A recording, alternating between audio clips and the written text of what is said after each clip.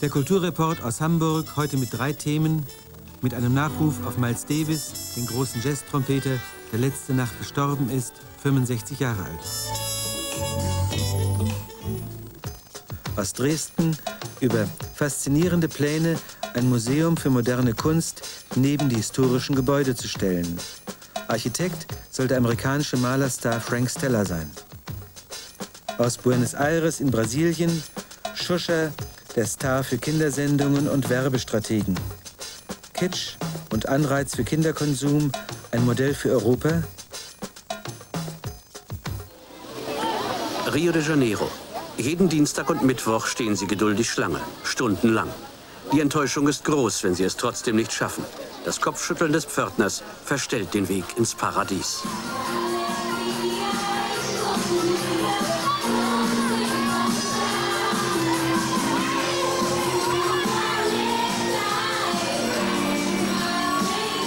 Maria da Graça Menegeu, 29 Jahre, genannt Xuxa. Seit 8 Jahren Traumstar der Kinder Brasiliens. Jeden Vormittag hüpft, singt und küsst sich die Fernsehmärchenfee in die Herzen nicht nur der Zielgruppe Kind. Von 8 bis 12 träufelt sie mit eher dünnem Stimmchen Banalmelodien in die Ohren des verzückten Publikums, unterbrochen durch Zeichentrickfilme primitivster Machart. Das Pappmaché-Paradies ernährt seine Frau. Xuxa verkauft so viele Schallplatten wie niemand sonst in Brasilien. Hat bereits 4 Kinofilme produziert, verdient an zahllosen Produkten, die ihren Namen tragen. Xuxa ist längst ein Konzern geworden. In der City von Rio laufen die Fäden zusammen, fallen die Entscheidungen, wofür und gegen wie viel Bares der zauberhafte Name Xuxa werben darf. Persönlich nimmt das Ex-Fotomodell jeden Artikel ab, auf dem ihr Name steht, ihr Gesicht zu sehen ist. Sie wirbt für Stiefel oder Malutensilien, für Regenschirme oder Puppen, Knetmassen oder Handtäschchen, Wörterbücher oder Haarshampoos. Der Name Xuxa allein bürgt für Verkaufserfolg.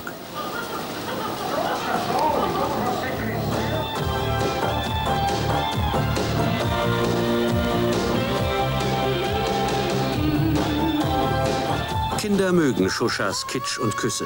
Nicht nur im portugiesisch sprechenden Brasilien. Das Imperium der heilen Kinderwelt breitet sich immer weiter aus. In Chile flog Xuxa am 1. August ein. Nach und nach wird sie Lateinamerika besetzt haben.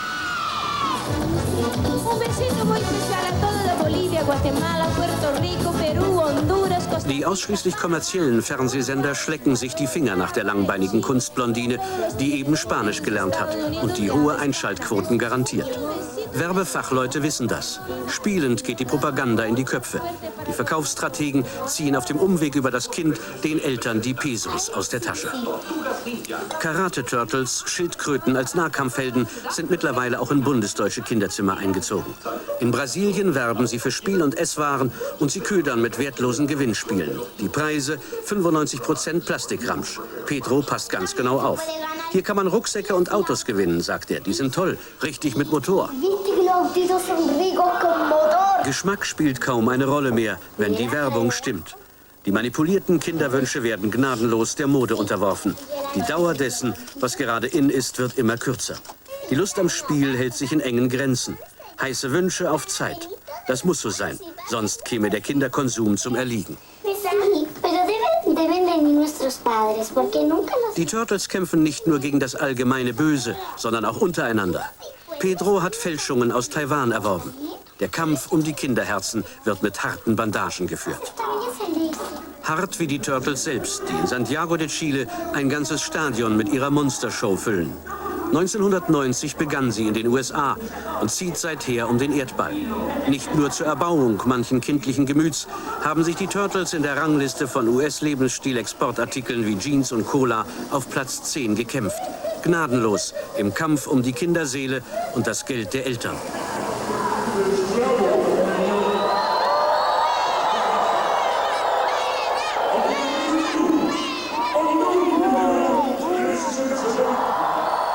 Destruktor, der Zerstörer, beschimpft die Kinder als Freunde der Schildkröten, die so blöd seien, auch noch deren Produkte zu kaufen. Kakerlaken seid ihr, ruft er.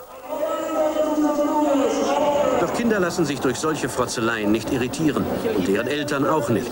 Denn Zeitvertreib mit erzieherischem Wert steht doch ausdrücklich auf mancher Turtelware.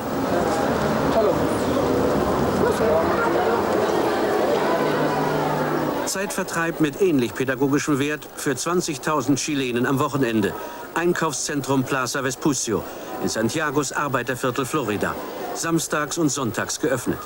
Die meisten kommen zum Schaufensterbummel hierher.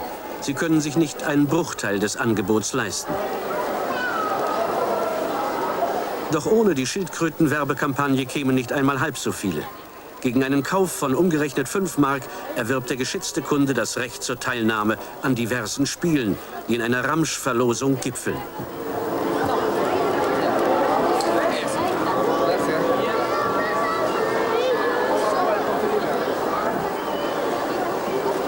Das neue Schlagwort der Werbestrategen heißt Promotion.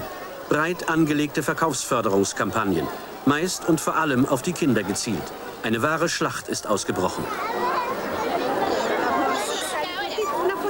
Mitunter scheinen sich die Eltern beim Unterhaltungswert der grünen Monster zu verschätzen, die ganz offensichtlich nicht jeder Kinds Sache sind.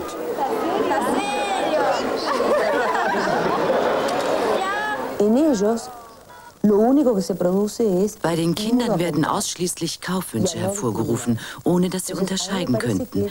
Ich glaube, das führt zu einer vollkommen passiven Sicht des Lebens. Man kann schließlich Gut und Böse, Gefallen und Missfallen nicht mehr auseinanderhalten. Alles wird vielmehr dem Gebot unterworfen, das aus der Mattscheibe kommt. Dieses ist schön, jenes ist gut. Den größten Einfluss hat das Fernsehen in den Armenvierteln. Dort rangiert der elektronische Hausaltar in der Anschaffung noch vor dem Kühlschrank. Fernsehen als alleinige Informationsquelle. Fernsehen als täglicher Babysitter. Fernsehen als einzige Unterhaltung. In Buenos Aires ebenso wie den Favelas von Rio de Janeiro. Die Mattscheibe vermittelt sichtbar den Traum von Reichtum, Glück und Macht. Unerreichbar für die Armen.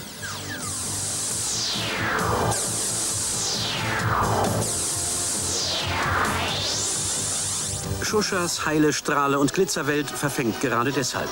Von sozial unten gesehen sieht Kitsch wie Reichtum aus. Die Märchenprinzessin, die eigentlich Tierärztin werden wollte, hat jetzt nachgedacht. Sie sollte entführt werden. 3 Menschen starben bei dem Vorfall. Sie will aufhören mit der Show in Brasilien. In den letzten 2 Jahren hat sie 33 Millionen Mark verdient.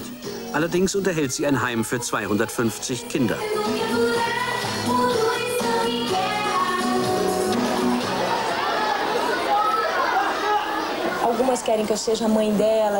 Einige hätten mich gerne zur Mutter, zur Tante, zur Schwester. Einige glauben, ich sei die gute Fee. Einige fragen, ob ich aus Fleisch und Blut bin, betasten mich. Einmal auf der Flughafentoilette schaute ein Mädchen unten durch und rief, schau mal, Mami, die macht sogar Pipi. Haben Politiker möglicherweise ein Interesse daran, dass das Volk von Kindesbeinen an mit Flachheiten gefüttert unmündig bleibt? Wenn sich ein Politiker tatsächlich um Erziehung und Bildung kümmern würde, müsste er dafür sorgen, dass die Bürger seines Landes zu geistig unabhängigen Menschen erzogen würden. Doch ich glaube, wenn sich Politik wirklich darauf konzentrierte, würde sie Bürger erziehen, die ihre Politiker später in Frage stellen. Xuxa lernt im Moment Englisch. Ihre Show soll jetzt auf einer deutschen Fernsehprogrammmesse angeboten werden. Der Unterhaltungskindermissbrauch ist keine exotische Angelegenheit Lateinamerikas, sondern mitteleuropäische Zukunftsvision.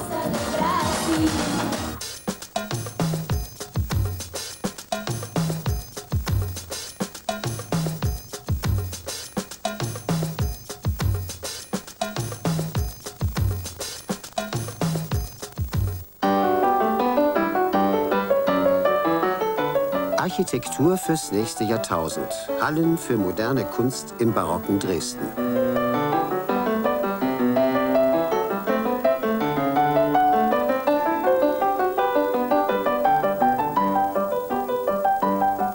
Dresdens einstige Pracht und Herrlichkeit soll neue Blüten treiben.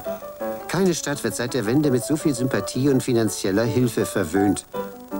Denn nirgends war der Verlust schmerzlicher.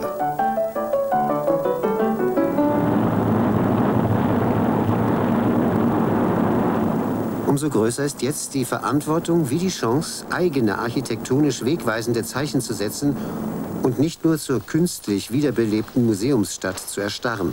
Wir wollen dort, wo es möglich ist, viel wieder aufbauen. Es wird wohl nach dem Schluss, vor allen Dingen in der Wiedererrichtung der Frauenkirche, gipfeln.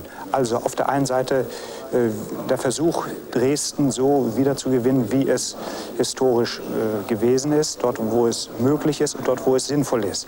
Auf der anderen Seite sind wir natürlich auch offen gegen ganz neuartige, innovative Gedanken. Das war ja in Dresden immer so. Doch gilt das auch für die Kunst? Dieser Warhol gehört bereits zur ehrwürdigen Gemäldegalerie. Leihgeber Hoffmann hat seine Nobelhemdenfirma so gewinnbringend verkaufen können, dass er jetzt betont uneigennützig in den neuen Ländern aktiv ist. Um dort den Nachholbedarf an zeitgenössischer Kunst zu stillen, bietet er Dresden das Modell einer privat finanzierten, architektonisch sensationellen Kunsthalle an. Das Projekt ist der Überlegung entsprungen, dass wir als Repräsentanten einer außerordentlich glücklichen Generation Westdeutschlands das Gefühl hatten nach der Wende, wir müssen helfen. Helfen in einem Bereich, der uns sehr lieb und nahe ist, der zeitgenössischen Kunst. Hoffmanns Kunsthalle bauen will ein New Yorker Malerstar, Frank Stella. Stolz auf seine italienische Abkunft gilt seine ganze Liebe dem Barock. Und mit seinen Harvard-Vorträgen hat Stella europäische Kunstgeschichte geschrieben. Dresden kennt er seit 15 Jahren und von etlichen Reisen. Am Montag wurde dem Dresdner Museum Albertinum ein Stella-Bild übergeben, das eigens für diesen Platz vom Künstler, von Leihgeber Hoffmann und Generaldirektor Schmidt gemeinsam ausgewählt worden ist. Am heutigen Tag einen festen Platz im Albertinum erhält. Und Landesmutter Ingrid Biedenkopf ließ es sich nicht nehmen, den Festakt zu krönen. Als Kunsthalle wollten Hoffmanns ursprünglich ein historisches Gebäude herrichten. Doch überraschenderweise fand sich keins. Da bot ihnen die Stadt im Dezember 1990 den Herzogingarten schräg hinter dem Zwinger zur Neubebauung an. Mit verwahrlosten Postbaracken, Bankcontainern und einem denkmalgeschützten Ruinenzipfel der Orangerie ist dieses Filetstück ein grotesker Schandfleck direkt neben einer der berühmtesten Barockanlagen der Welt. Und es ehrt die Neuverantwortlichen, dass hier bald wieder Kultur vor Kommerz den Ton angeben soll. Ein Nachbau der Orangerie aus dem 19. Jahrhundert gilt als die bequemste Lösung. Doch das wäre brav museal statt kühn und zukunftsweisend. Am Gesamtkonzept für den historischen Stadtkern wird noch gefeilt. Und die sensibelste Stelle ist natürlich das Umfeld des Zwingers. Der Herzogingarten liegt hier. Doch der soll jetzt durch künstliche Blickachsen zerschnitten werden. Für Stellas Kunsthallenprojekt eine zu einengende Vorgabe. Sich in die Zwingeranlage einfühlen kann nicht heißen, sie unterwürfig im Taschenformat nachzuempfinden. Stella möchte den barocken Geist erfassen, möchte die großzügige architektonische Idee fortführen, mit den Möglichkeiten unserer Zeit und im Vertrauen auf die eigene, innovative Fantasie. Die tiefe Kluft zu diesem Macht und Ordnung spiegelnden Herrschersitz möchte er überbrücken mit gleichsam demokratischer Formenvielfalt, mit befreiender Heiterkeit und Neugier weckenden Überraschungen. Anfang dieser Woche wurde das Modell in Dresden vorgestellt. Und kein Zweifel, dieser architektonische Clou wird internationales Aufsehen erregen und damit für Sponsoren umso attraktiver sein.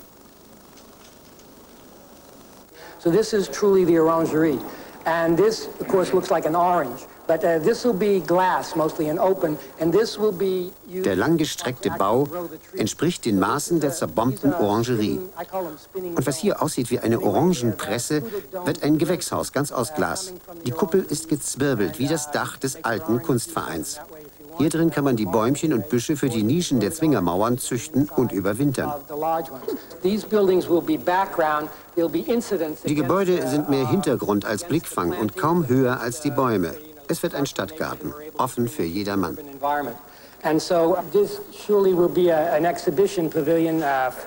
In die Ecke kommt ein Pavillon für Skulpturen und Installationen. Hierher die eigentliche Kunsthalle für Malerei. Daneben Büros, Buchladen, Café und weitere gewerbliche Räume. Durch Mieteinnahmen daraus soll das Gesamtprojekt finanziert werden. Es soll Arbeit und Freizeit verzahnen und nicht nur einen 8-Stunden-Tag lang belebt sein. Es ist also ein grundsätzlich anderer Denkansatz, der von Amerika hier in dieses barocke Dresden hineingebracht wurde. Das macht gerade die Faszination, aber auch die Problematik zugleich deutlich. Ich lasse den Entwurf auf mich wirken und werde, nachdem ich ihn mir einige Male angesehen habe, zu einem Urteil darüber kommen. Nachdem Dresdner Architekten allzu lange bevormundet und von der internationalen Entwicklung abgeschnitten waren, könnten ihre Gegenentwürfe nur provinziell werden. Doch sie haben eine starke Lobby. Das feinfühlige Einordnen, Zuordnen in dem städtebaulichen Grundkonzept würde ich in keinem Falle irgendwie mit dem Prädikat provinziell belegen. Das kann sehr modern, das kann sehr großzügig sein, aber trotzdem in einer feinfühligen Aufnahme von direkten Beziehungen zu den Baudenkmalen, die wir im Dresdner Zentrum noch haben und auch zu den landschaftlichen Bezügen, die ja für Dresden so sehr wichtig sind. Braucht Dresden durch Bomben- und Einheitsbau doppelt zerstört nicht endlich Lösungen von Weltformat? An dieser Stelle ist es eine echte Antwort auf die Kunstsammlungen Dresdens, auf die althergebrachte Situation Dresdens und auch insbesondere auf den gegenüberliegenden Zwinger. Ich bin der Meinung, dass dieses Projekt ein Zeichen setzen würde und dass wir wieder einen Anschluss an die internationale Kunstszene finden.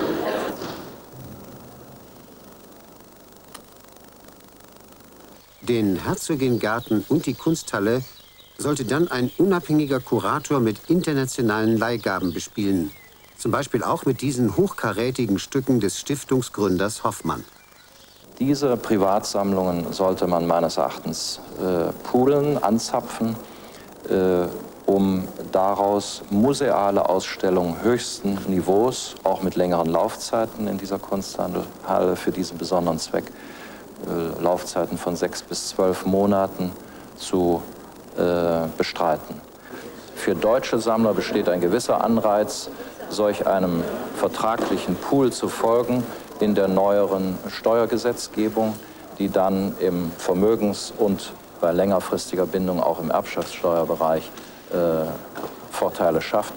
Eine Innovation, wie man eine Kunsthalle betreiben kann, in diesen Zeiten lebendig, wirtschaftlich abgesichert, darin sehen wir unseren Ehrgeiz. Und wenn das gelingt, würde das meine persönliche Eitelkeit durchaus befriedigen. Die nächste Runde tagt im Oktober. Leider drängt die Zeit, denn die Spendenfreudigkeit im Westen schwindet von Tag zu Tag. Fällt Stellers Modell jedoch grundsätzlich durch, wird das gesamte Angebot zurückgezogen.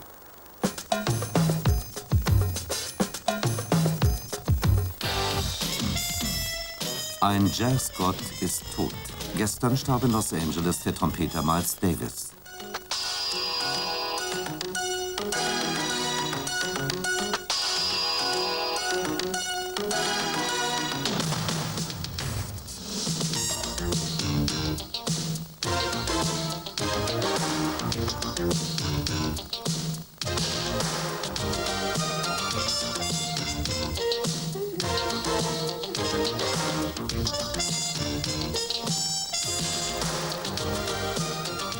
Man hat ihn den Picasso des Jazz genannt. Gleich mehrmals revolutionierte der Trompeter Miles Davis in den letzten 40 Jahren den Jazz. Doch neben dem Musiker existierte immer der Mythos Miles. Stets war sein Leben umwittert von Gerüchten und Geheimnissen. Mehrere Biografen haben mit unterschiedlichem Erfolg versucht, den Mythos zu entschlüsseln. Voriges Jahr brachte Miles Davis selbst ein wenig Licht ins geheimnisvolle Dunkel seines Lebens und veröffentlichte seine Autobiografie. Es war die Geschichte eines selbstbewussten und zugleich verletzlichen, aber immer kämpferischen Menschen, geprägt von Musik, Drogen und Sex. Ich wusste, dass ich aus einer Familie stammte, die sich sehen lassen konnte. Doch eins war mir damals schon klar. Wenn du was auf dich hältst, musst du kämpfen. Und das tat ich ziemlich oft. Ich weiß, was ich will und wusste immer, was ich wollte, solange ich zurückdenken kann. Geboren 1926 als Sohn eines Zahnarztes, wächst Miles Davis in St. Louis auf. Schon als Kind bekommt er die Verachtung der Weißen zu spüren. Mit 18 ist der Profimusiker, geht nach New York. Die Jazzclubs von Harlem und der 52. Straße werden seine Schule. Die Bebop-Heroen Charlie Parker und Dizzy Gillespie seine Lehrer.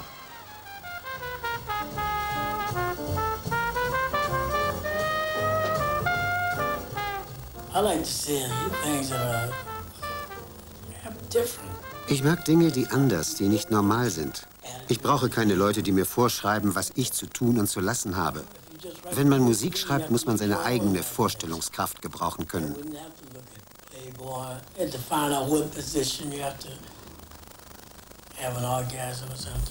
Man muss nicht in den Playboy schauen, um herauszufinden, in welcher Stellung man einen Orgasmus kriegt. Ich brauche niemanden, der mir eine Haltung vorschreibt.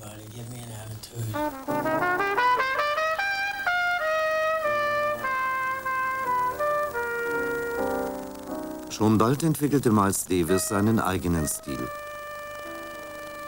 Alle spielten damals irrsinnig schnell. Aber ich mochte nie die Tonleiter rauf und runter rasen. Ich versuchte immer nur die wichtigsten Noten zu spielen.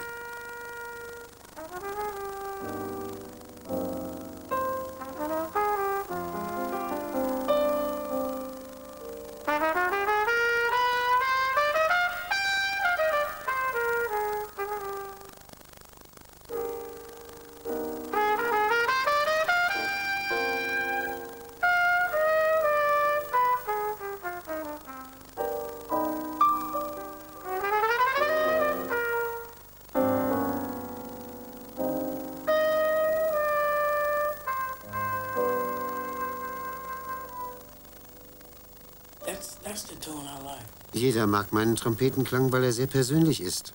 Es ist der Klang, der mir gefällt. Manchmal höre ich mir selbst gern zu. Manchmal brauche ich diesen Klang einfach, wie eine Droge.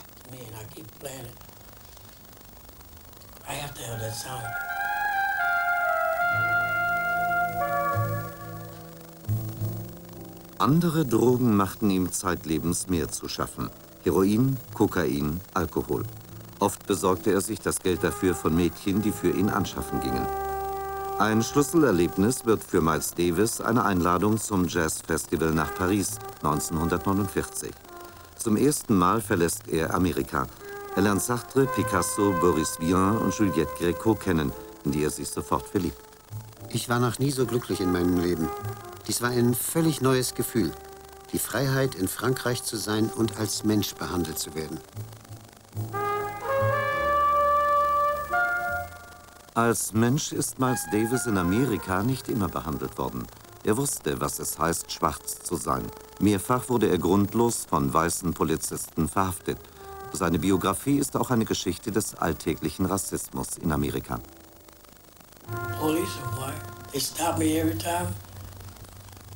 Die meisten Polizisten sind weiß. Sie halten mich immer wieder an. Es ist nicht sehr witzig, andauernd damit rechnen zu müssen, von ihnen schikaniert zu werden. Ich habe einen gelben und einen schwarzen Ferrari. Als ich wieder mal mit dem Gelben fuhr, hielten sie mich an. Ich stieg aus und fragte, was wollen Sie? Warum halten Sie mich an? Wegen meines gelben Ferrari? Der Polizist antwortete, ja. Und dann erzählen sie mir immer wieder diesen ganzen Scheiß, dass ich mir vorkomme, als hätte ich den Wagen meines Herrn gestohlen. They're talking this shit to me while they call up and see if I stole my master's car.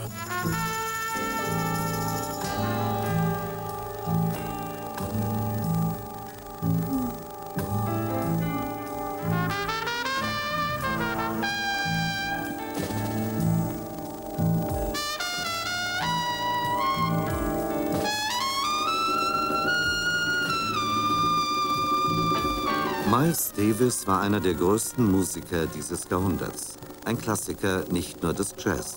Bebop und Hardbop, Cool Jazz und die Fusion zwischen Pop, Soul und dem modernen Jazz hat er, wenn auch nicht immer erfunden, so doch stilistisch geprägt. Trotzdem nahm manch ein puristischer Jazzkritiker ihm seine Flirts mit der Popmusik übel. Und viele Zuhörer verärgerte er, weil er ihnen auf der Bühne nur den Rücken zukehrte.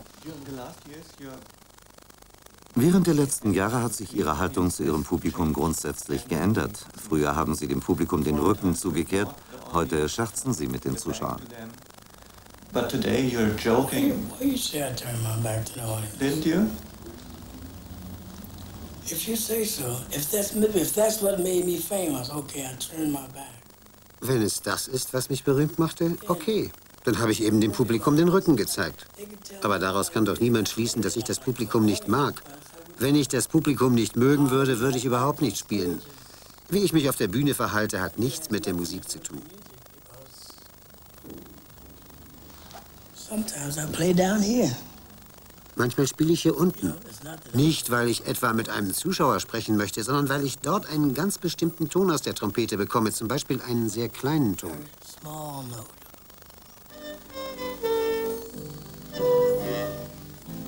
Sein Leben war gezeichnet von zahlreichen Krankheiten. Seine Stimmbänder waren kaputt, seine Lungen, sein Hüftgelenk. 1975 verschwand Miles Davis von der Bildfläche, zog sich todkrank und deprimiert in seine New Yorker Wohnung zurück. Wie ein herrenloses Tier strich er nachts durch die Straßen Manhattans. Nachdem viele ihn schon aufgegeben hatten, feierte er 1980 ein grandioses Comeback. In den folgenden Jahren spielte er so gut wie in seinen besten Zeiten und er fühlte sich gesünder als zuvor.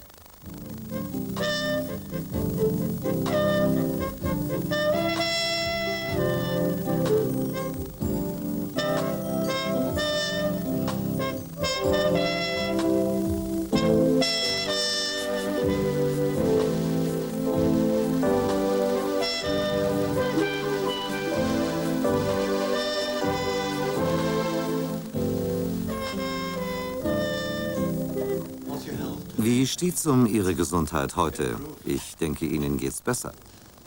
I played so much in Rio, I was just numb. I felt nothing from here down. Even here I didn't feel it. Ich habe so viel in Rio gespielt. Ich war fast taub danach. Ich spürte überhaupt nichts mehr, weder im Kopf noch im Schwanz. Mir geht's schon ganz gut, aber ich bin ein bisschen erschöpft. Wenn man so spielt wie ich, ist das ungeheuer anstrengend. Ein Tag spielen, ein Tag frei, ein Tag spielen und so weiter. Und dann kommen Mädchen auf mich zu und ich frage sie, was wollt ihr von mir? Ich habe euch alles gegeben, auf der Bühne. Aber sie wollen, dass man ein zweites, ein drittes Konzert spielt. Nur für sie. I've given you everything I got on the stage. You know, like they want you to play a third concert, a second concert. Es ist sehr anstrengend, 2 Stunden am Abend zu spielen, 4 Abende hintereinander. Ganz besonders, wenn dein Körper heiß ist. Es ist heiß in deinem Mund, in deinem Kopf. Es brennt dich aus und die Lippen werden wund. Aber abgesehen davon, alles in allem geht's mir gut.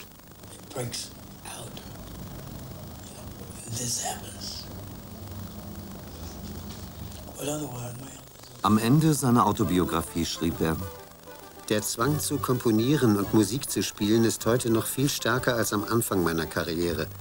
Es ist ein Fluch.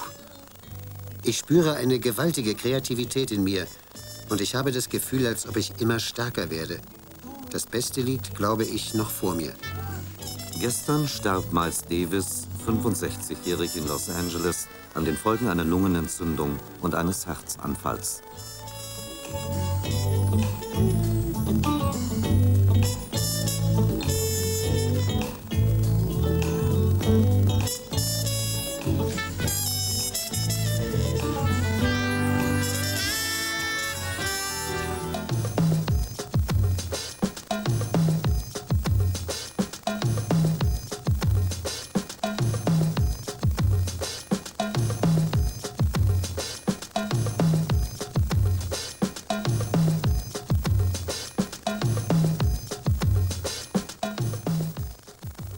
Am nächsten Sonntag, den 6. Oktober, ab 21:50 Uhr aus Köln, der Kulturweltspiegel unter anderem mit einem Bericht über den Fall Rushdie und die Frankfurter Buchmesse.